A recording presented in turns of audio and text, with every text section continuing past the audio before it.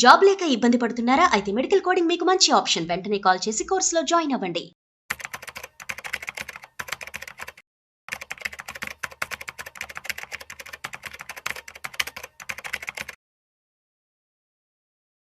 నమస్తే, welcome to Suman TV. నేను విష్ణు. ప్రస్తుతంతో పాటు certified wealth manager and certified financial planner Madhavi Reddy గారు ఉన్నారు. మేడంతో మాట్లాడదాం. నమస్తే మాధవిరెడ్డి గారు. నమస్తే అండి. మాధవిరెడ్డి గారు, ఈ ప్రోగ్రామ్ స్టార్ట్ అయ్యే ముందు మీరు ఒక క్లయింట్ కి సంబంధించిన రియల్ టైమ్ సినారియో గురించి తప్పకుండా డిస్కస్ చేద్దాం అన్నారు. అండ్ అది కూడా అంటే మీకు అంటే మీ మనసును బాగా కదిలించిన విషయం అంటూ కూడా ప్రోగ్రామ్ స్టార్ట్ అయ్యే ముందు మనం డిస్కస్ చేసుకోవడం జరిగింది. ఏంటి అసలు ఆ కేస్ స్టడీ? అంటే ఒక ఫైనాన్షియల్ గా మనం కానీ కరెక్ట్ గా మేనేజ్ చేసుకోపోతే ఎంత వర్స్ట్ సిచ్యువేషన్ లోకి వెళ్ళిపోతామో, అంటే ఇంకా బ్రతకడం కన్నా చనిపోవడమే మంచిది. అంత సిచ్యువేషన్ నేను ఎప్పుడు చూడలేదండి. ఎందుకు ఇంత వండరబుల్ గా పీపుల్ ఉంటున్నారు అనేది నేను అసలు అంటే ఇంతమందికి అంటే సలహా కూడా చెప్పలేని పరిస్థితికి వెళ్ళిపోయానండి. అలాంటి సిచ్యువేషన్. సో అరౌండ్ ఏజ్ 48-50 అండి ఆయనది. ఐటీ కంపెనీలో చేసుకుంటున్నారు. ఏదో నార్మల్ జాబ్ చేసుకుంటున్నారు. నార్మల్ ఐటీ ఒక 70,000 60,000 అలా సంపాదించుకుంటున్నారు. సో ఆయనకు వచ్చిన ఆ సిచ్యువేషన్ ఎట్లా ఉంది అంటే ఆయనకు తెలియకుండానే ఈ ఎక్కువ లోన్స్ అంటే ఓవర్ బోర్డ్ అయిపోయారు ఆయన. ఇంట్లో వాళ్ళ గొంతెమ్మ కోరికలు అంటారు చూడండి. పిల్లడేమో ఇప్పుడు మీరు చూస్తే రీసెంట్ గా మనకు ఒక ఐఫోన్ వచ్చింది కొత్తది. మీరు గమనించారు లేదు? కొత్త ఐఫోన్ కోసం కొట్టుకుంటున్నారు వాళ్ళందరూ. 17 కోసం కొట్టుకుంటున్నారు. రోడ్ల మీద క్యూలో కూర్చున్నారు. ఏందో అర్థం కావట్లా జనాల బాధ. 70-80% ఐఫోన్లు అన్ని కూడా ఈఎంఐలోనే కొంటున్నారు. అంటే కొంటున్న వాళ్ళందరూ మధ్య తరగతి వాళ్ళు. అందరూ మధ్య తరగతి వాళ్ళు లోన్లు తీసుకొని అంటే పోనీ వాళ్ళు సంపాదించి కొంటున్నారా లేకపోతే తల్లిదండ్రుల మీద పీక మీద కత్తి పెట్టుకుంటున్నారా అనేది అయితే అర్థం అవ్వట్లేదండి. సో ఆయన కూడా ఇలాంటి బాధితుడే అనే చెప్పొచ్చు. సో ఈ పిల్లల కోరికలు తీర్చలేక లేకపోతే ఇంట్లో ఉన్న వాళ్ళ మిగతా ఫ్యామిలీ మెంబర్స్ వాళ్ళ కోరికలు తీర్చలేక ఇలా వాళ్ళకి మించి అంటే లైఫ్ స్టైల్ వాళ్ళకి మించి లైఫ్ స్టైల్ షో ఆఫ్ కోసం అన్నమాట. సో వాళ్ళు ప్రతి దాన్ని హెవీగా చేసుకోవడం వల్ల ఇక ఆయన దాదాపుగా ఒక 4-5 పర్సనల్ లోన్లు అండి, తర్వాత 4-5 కార్డ్స్, ఇప్పుడు క్రెడిట్ కార్డ్స్. ఇప్పుడు ఆయన సిచ్యువేషన్ ఎట్లా అయిపోయిందంటే అంటే ఇదంతా ఒక 10 years నుంచి జరుగుతూ ఉండొచ్చు ఆయనకి ఈ విధంగా అంటే ఆయన సంపాదిస్తున్న దానికి మించి ఆయన అప్పులు చేయడం అనేది మొదలుపెట్టి ఉండొచ్చు. సో ఇప్పుడు సిచ్యువేషన్ ఎలా అయిపోయిందంటే ఆ ఈఎంఐలు తీర్చాలంటే ఇంకో అప్పు తెచ్చుకోవాలి. అంటే ఆయనకు వస్తున్నది 60,000-70,000 అయితే ఆయన ఈఎంఐలు 2 లక్షలు ఉన్నాయండి. 2 లక్షల ఈఎంఐలు కట్టాలి అంటే ఇంట్రెస్ట్లు కానీ బయట నుంచి తెచ్చేసారు, చాలా డబ్బులు తెచ్చారు, గోల్డ్ లోన్లు తెచ్చేశారు, తర్వాత ఈ కార్డ్స్ చేసేసారు, తర్వాత పర్సనల్ లోన్స్ ఉన్నాయి. ఇవన్నీ ఈఎంఐలు ఇంట్రెస్ట్లు కలిపితే 2 లక్షలు ఉన్నాయండి. ఆయన ఎక్కడి నుంచి తెస్తారు? అంటే ఈ 2 లక్షలు ఈ మంత్ గడవాలి అంటే ఆయన ఇంకొక అప్పు తీసుకురావాలి. ఈ అప్పు తీసుకురావాలి అంటే ఆయన ఎక్కడికి వెళ్ళాలి? సో అది పోనీ ఆయన ఏమన్నారంటే, మేడం నాకు ఏదో ఒక సలహా చెప్పండి అంటే, సార్ మీకు ఏదైనా మీకు ఆస్తి ఏమైనా ఉందా అంటే, లేదు ఉంది మేడం, ఊర్లో ఏదో ఉందంటండి అటువైపు ఆంధ్ర సైడ్ ఏదో ఒక ప్లాట్ ఉందంట, దాన్ని ఎవరు కొంటలేదంట.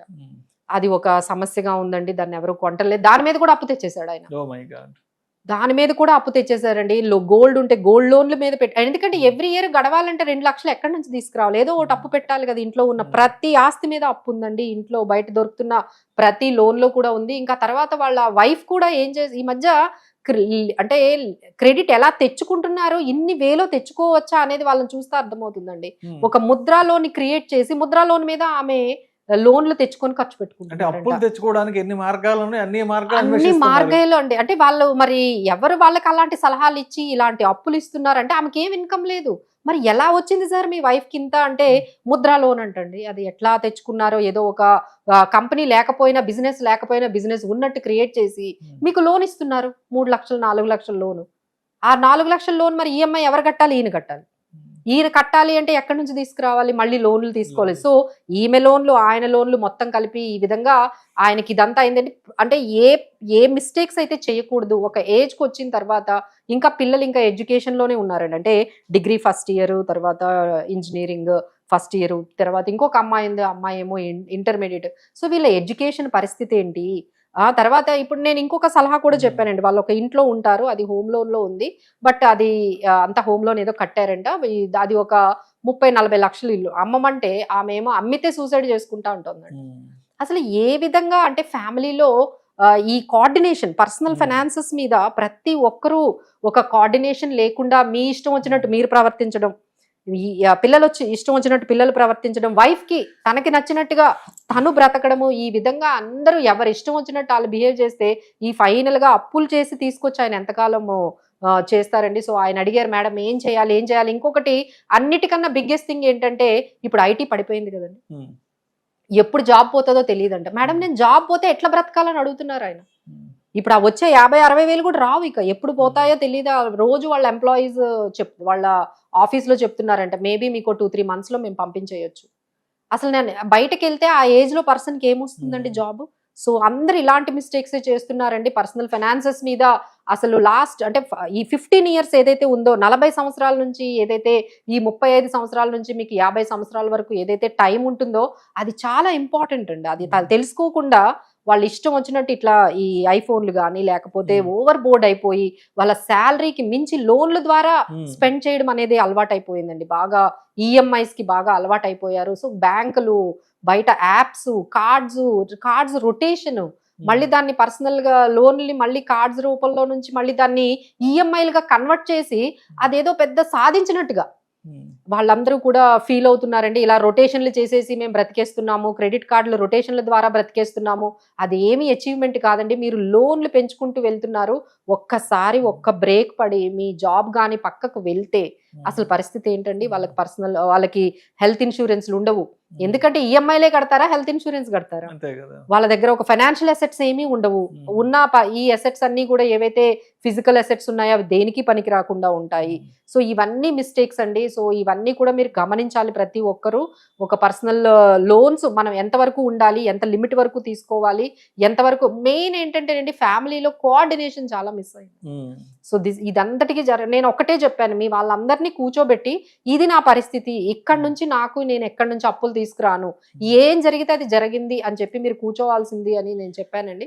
So he saying that madam నాకేమీ అర్థం కావట్లేదు, సూసైడ్ చేసుకోవాల్సిన సిచ్యువేషన్ వచ్చేసిందండి, నాకు ఏం చేసుకోవాలో తెలియట్లేదు, నాకు దీనివల్ల డిజార్డర్స్ కూడా స్టార్ట్ అయ్యాయి అంట ఆయనకి, మెంటల్ డిజార్డర్స్.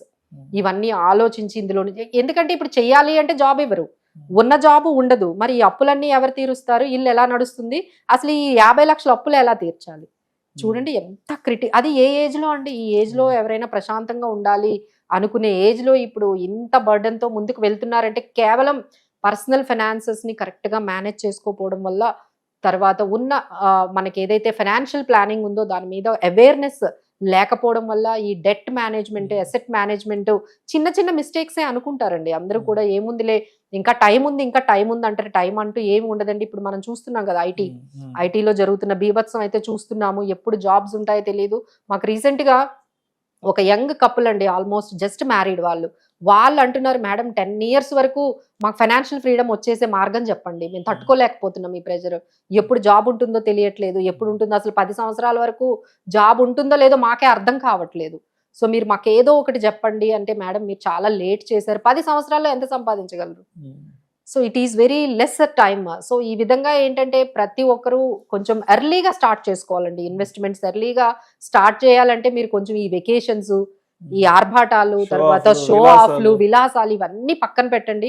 ఎందుకంటే ఈ స్పాన్ అనేది చాలా చిన్నదైపోయిందండి. అప్పట్లో జాబ్ అంటే 60 years వరకు ఉండేదండి, ఇప్పుడు అది 50 years వచ్చేసింది. అంత అన్సర్టనిటీ పెరిగిపోయింది. అంటే 50 years తర్వాత ఫ్రెష్ వాళ్ళనే తీసుకోవాలనుకుంటున్నారు. మీరు అవుట్డేటెడ్ అయిపోతున్నారు ఎంప్లాయ్మెంట్ కి.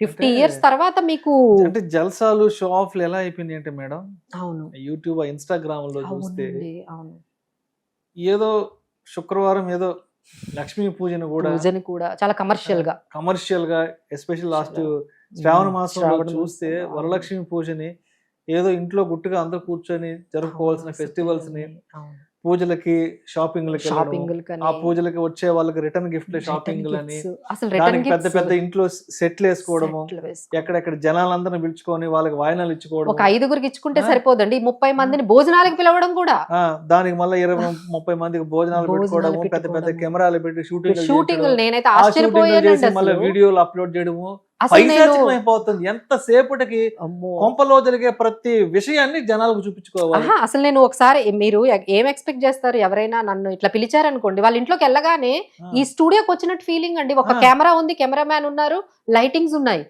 నేను ఎక్కడికి వచ్చాను అని నాకే ఆశ్చర్యం వేసింది. ఆ మేడం మేము వచ్చిన వాళ్ళందరి కోసం షూట్ అరేంజ్ చేసామండి అని. ఏ పండుగ వదలట్లేదు మరి ఇళ్ళల్లో అసలు ఆడవాళ్ళు షూట్ అయితే ఎంత ఏంటండి దారుణంగా పండగలకి తయారైతే. షూటింగ్? అంటే నిజంగా మేడం ఇవన్నీ చూస్తుంటే ఆ ఇళ్లలో మగవాళ్ళు ఎంత మగవాళ్ళు సంపాదిస్తున్నారు, నిజంగా చాలా ఎంత సఫర్ అవుతున్నారండి. సంపాదిస్తున్నారు, ఏంట్రా లేదండి బాబు? వాళ్ళందరూ కూడా అప్పులు చేసే ఆ. వాళ్ళు ఈ గొంతెమ్మ కోరికలన్నీ తీరుస్తున్నారు. ఎవరికి కూడా ప్రశాంతత అయితే లేదండి ఈ పర్టికులర్ ఏదైతే జరుగుతుందో. బట్ మేమందరం సలహా ఇచ్చేది ఏంటంటే ప్లీజ్ డిస్కస్. మీకున్న సిచ్యువేషన్ ఏంటో ఇంట్లో ఆడవాళ్ళకి చెప్పండి, మీకున్న కష్టాలు ఏంటో, మనకున్న ఫైనాన్షియల్ సిచ్యువేషన్ ఏంటో, మనకున్న అప్పులు ఏంటో, ఆస్తులు ఏంటో, మనకున్న రెస్పాన్సిబిలిటీస్ ఏంటో, అసలు మన బడ్జెట్ ఏంటో, బడ్జెట్ లో ఉండడం ఎలానో కూడా ఎవరికి తెలియట్లేదు. 60,000 తెచ్చుకుంటే 1,00,000 రూపాయలు ఖర్చు ఎన్ని రోజులు భరిస్తారండి మీరు? 1,00,000 రూపాయలు ఖర్చు ఎట్లా భరిస్తారు? 60,000 తెచ్చుకొని, అంటే ఈ 40,000 ఎవ్రీ ఇయర్ ఎవ్రీ మంత్ 40,000 అంటే సంవత్సరానికి ఎంత అప్పు అవుతుంది?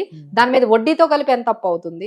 సో ఈ విధంగా వాళ్ళు అలా అప్పులన్నీ పెంచుకుంటూ వెళ్ళిపోతున్నారంటే ఒక దగ్గరకు వచ్చిన తర్వాత కంప్లీట్ గా ఫ్యామిలీ బ్రేక్ డౌన్ అనేది కంప్లీట్ గా అన్ని ఫ్యామిలీస్ అండి, అన్ని ఫ్యామిలీస్. నాట్ ఓన్లీ దట్, మీరు 10 తీసుకుంటే 9 ఇలానే ఉన్నాయి. మాకు వచ్చిన ప్రతి క్లయింట్ చెప్తున్నవి ఇదే అండి. రీసెంట్ గా నేనైతే ఒక ఇది కూడా షేర్ చేయాలి.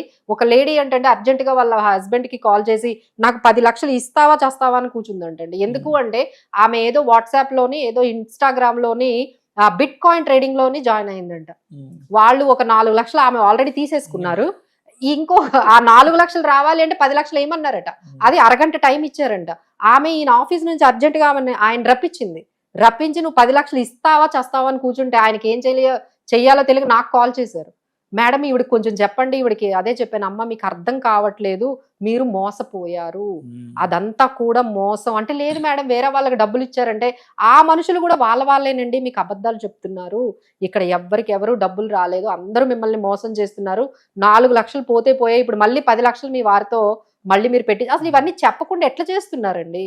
అసలు ఈ వాట్సాప్ గ్రూపుల్లో జాయిన్ అయిపోవడము, ఏవో స్కీముల్లో జాయిన్ అయిపోవడము, లక్షలు. మళ్ళీ వాళ్ళందరూ ఐటీ ఎంప్లాయీస్ అండి. ఈ సైబర్ మోసాలలో మోసపోయే వాళ్ళంతా పెద్ద ఐటీ కంపెనీస్ లో ఉన్నారండి. సో చాలా బయట జరుగుతున్నాయి. అది ఆశ లేకపోతే అత్యాశ లేకపోతే ఏంటో కూడా అర్థం కావట్లేదు. కొంతమంది లేడీస్ అలా ఉన్నారు, కొంతమంది ఏమో ఈ ఎక్కువ హై షో ఆఫ్ కి వెళ్ళిపోతున్న వాళ్ళు ఉన్నారు. సో మొత్తాన్ని డబ్బులు అయితే పోగొడుతున్నారు.